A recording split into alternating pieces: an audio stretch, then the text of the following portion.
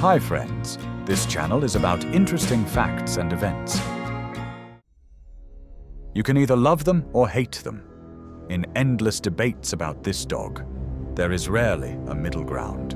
Its past cannot be judged in black and white.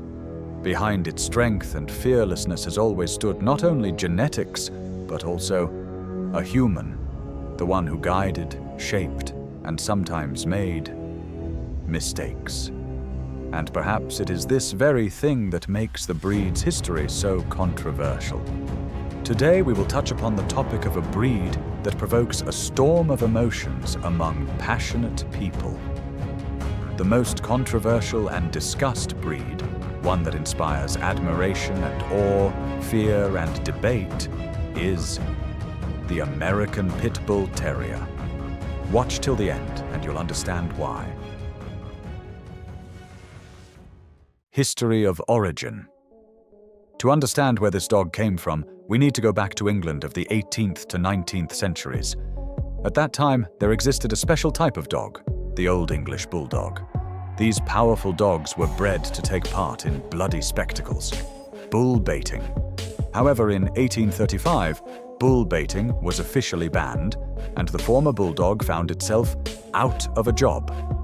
Under the new circumstances, the English began to look for a more agile, spirited, and versatile dog, and started crossing the Old English Bulldog with various terriers.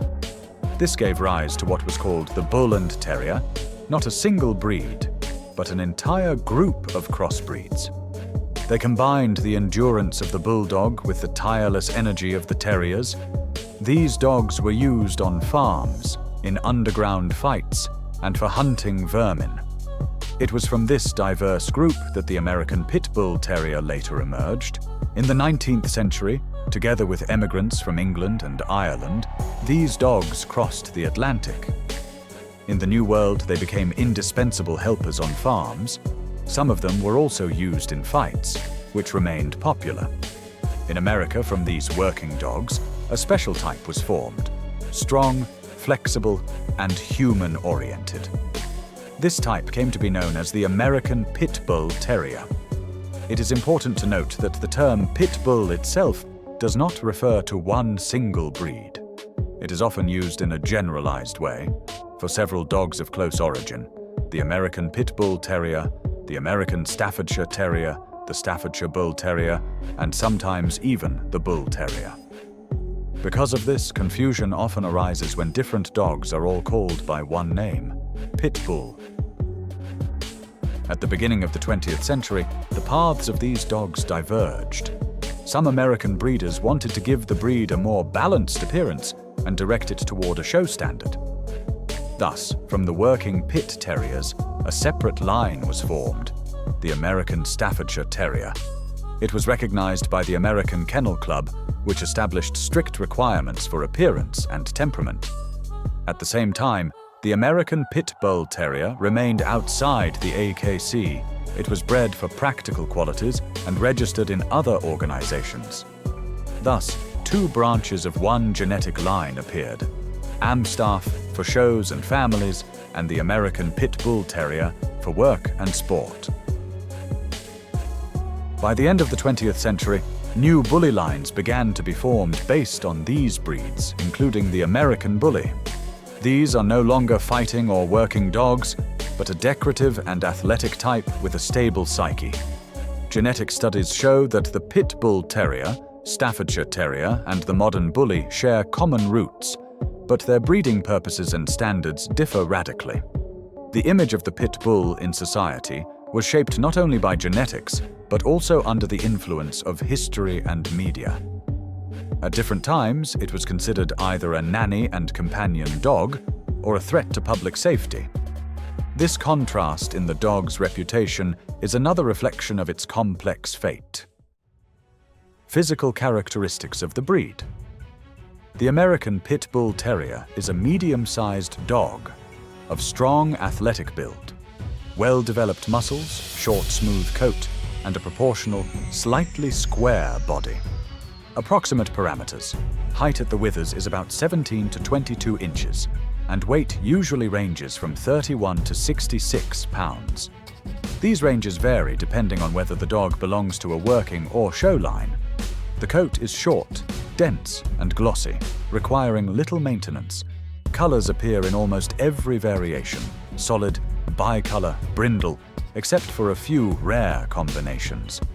The head is substantial but not heavy. The skull is broad, the stop is pronounced, and the jaws are strong. By default, the Pit Bull Terrier has natural, semi-erect ears that are slightly raised. Ear cropping is common, but not mandatory. Therefore, in modern pit bulls, both natural and cropped ears can be seen. Tails are usually not docked. In reality, among dogs commonly referred to as pit bulls, two noticeable types can be distinguished. The terrier type, taller and more athletic, adapted for long-term activity and physical endurance, closer in proportions to the working pit bull terrier. The bulldog type, shorter, stockier, with a broad chest and massive head. This type developed through selective breeding and is closer to the decorative bully. It is incorrect to call one of them better in terms of temperament or more pit bull-like. They represent different breeding directions for different purposes. Friends, the video features illustrations created by the author. Our portfolio includes all dog breeds. If you'd like to explore them or purchase for personal or commercial use, follow the links in the channel description. And now, let's continue. Interesting facts. Before Pit Bull Terriers gained a bad reputation, they were considered American heroes and were depicted on posters during World War I. The nickname Nanny Dog was never an official breed name.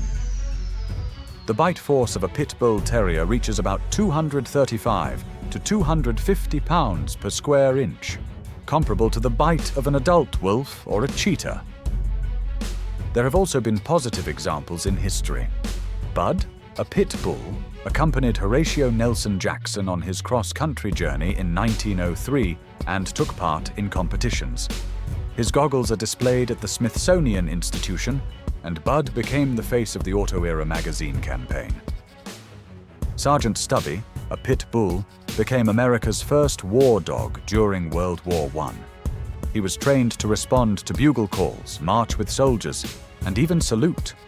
Stubby was smart enough to distinguish between English and German, using this skill to identify which wounded soldiers on the battlefield needed help. In France, Stubby sniffed out a German spy, bit him on the butt, and held him until help arrived. The dog survived mustard gas exposure and warned soldiers of new gas attacks. Members of his regiment wore Stubby patches on their gas masks in his honor. For his service, General John J. Pershing awarded Stubby a gold medal for heroism. And that was not his only award.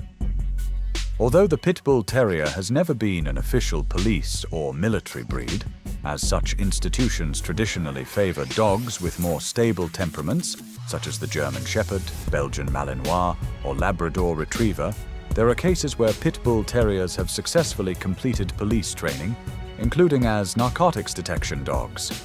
In the US, there have been cases of dogs rescued from shelters, even those facing euthanasia, being retrained to work in local police forces and prisons. Several Pit Bull Terriers took part in search and rescue operations following the September 11th tragedies at the World Trade Center and the Pentagon, as well as after the 2003 NASA shuttle disaster. Many pit-type dogs successfully participate in weight-pulling competitions. Recorded achievements include 5,950 pounds and even 11,820 pounds at events organized by the International Weight Pull Association. On average, strong representatives of the breed can pull 30 to 40 times their own body weight. Temperament and behavior characteristics. The American Pit Bull Terrier is perhaps the most controversial breed. Behind it lies a history of work and sport, but alongside that, social fears and legal restrictions. Let's talk about the dog's temperament without myths. In the breed standard, the Pit Bull Terrier is described as an active, balanced dog with a strong drive to act, and a readiness to cooperate with its owner. Breeders and cynologists note the breed's distinctive gameness, enthusiasm, inner resilience, and persistence in achieving goals. Weak points include a tendency toward animal-directed aggression, anxiety, and destructive behavior. Working lines of the Pit Bull Terrier tend to produce dogs with high energy levels and a strong prey drive. Lines closer to show breeding or focused on appearance, closer to the Staffordshire Terrier, demonstrate a more stable and even temperament.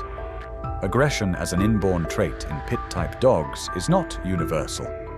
In most cases, its manifestations are linked not to genetics, but to human error, poor breeding, lack of training, stress, or provoking circumstances. The Pit Bull Terrier, as a breed, was created by humans for fighting. For this purpose, certain qualities were required, which ultimately influenced its psychological profile, a tendency toward aggression, increased excitability, combined with physical strength and high energy. So, what makes this breed so controversial and ambiguous? According to research by the organization Dogs Bite, in the United States between 2005 and 2019, most fatal dog bite incidents, 66.2%, were attributed to pit bulls. In second place were Rottweilers, 9.9%, while all other breeds combined accounted for only about a quarter of the cases. Over 15 years, 523 fatal incidents were recorded. Studies from trauma centers show that among non-fatal but severe bites requiring surgical intervention, 39 to 53% involve pit-type dogs, and a significant portion of the victims are children, on average about 6 years old, especially in cases of head and neck injuries.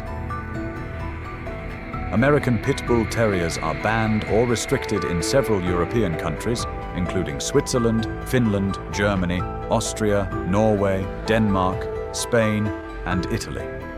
A complete ban on their ownership exists in the United Kingdom, Israel, Turkey, Australia, and New Zealand. In countries with restrictions, owners must comply with regulations similar to those for owning a weapon, including mandatory dog registration, liability insurance, use of a muzzle, and a prohibition on breeding. The statistics of incidents involving this breed are quite high, and here's part of the reason. Due to the pit bull's compact size and short coat, owners often prefer to keep them indoors, in homes or apartments. Moreover, the breed does not tolerate low temperatures well, which is another reason it ends up living close to people, families, children, and other pets. The risk of tragedy in such close proximity is significantly higher than when a dog is kept in an outdoor kennel. Every species in the animal kingdom has stable behavioral traits inherent to it or its breed. For example, the wolf, a member of the canine family, has had its character shaped over millennia by nature and living conditions. Even a wolf raised in captivity from birth remains a wolf as we understand it, and no sane person would think of keeping it in an apartment with their family, let alone leave it alone with a child. We do not trust it. Although, of course, there are exceptions. One such case was the Berberov family in the USSR. This family lived with a lion named King and a puma. This lion was an exception. He lived peacefully in an apartment with 2 children, appeared in several films, and was everyone's favorite. Tragically, he was shot by the police after accidentally ending up on the street. Soon after, the family took in another lion cub and raised him in the same apartment. He was named King too. But exceptions only prove that the rules exist. This time, the Berberovs were not so lucky. A tragedy occurred that took the lives of their children.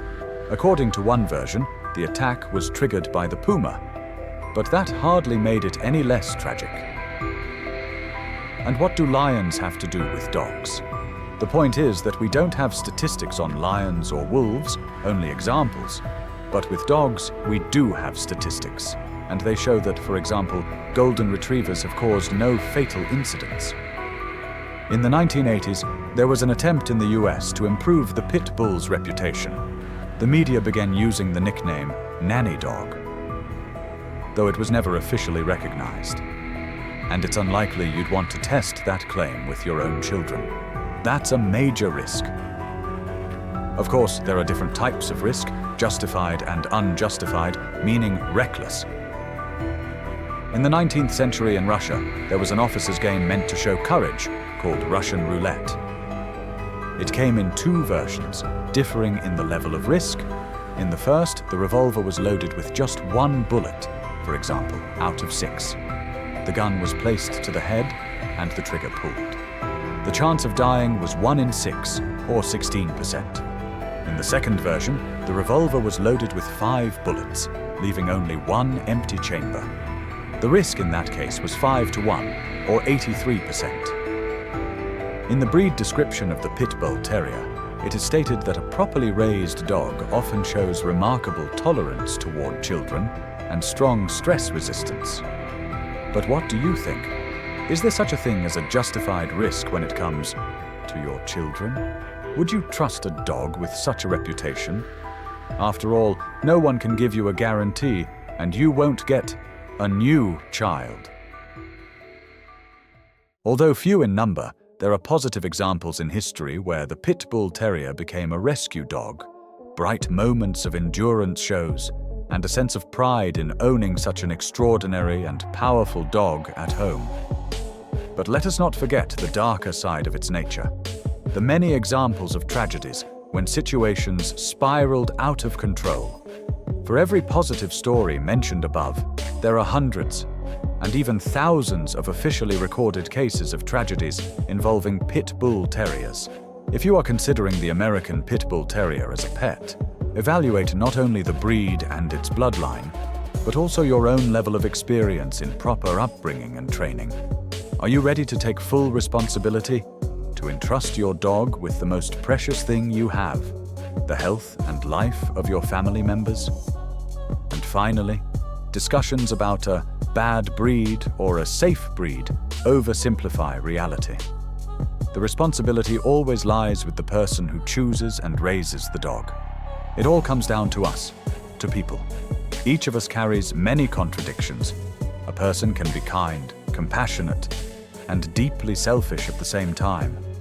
And the kinds of dogs that live beside us, that is our choice. What do you think about that?